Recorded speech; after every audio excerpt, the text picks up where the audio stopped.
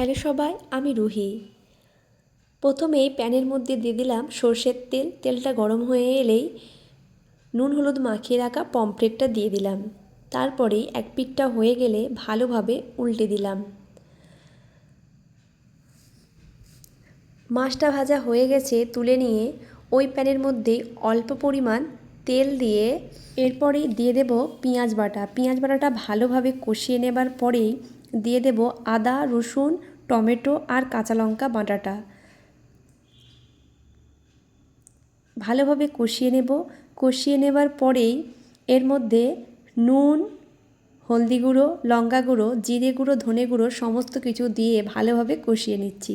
আর এখানে তেল ছেড়ে দিয়েছে, তারপরেই দিয়ে দিলাম সেই ভেজে রাখা মাছগুলি।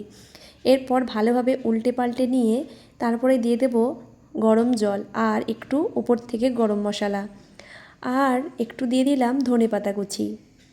তৈরি হয়ে গেল পমফ্রেট কারি। ভিডিও ভালো লাগলে সিডি ভিডিও চ্যানেলটি অবশ্যই সাবস্ক্রাইব করবেন।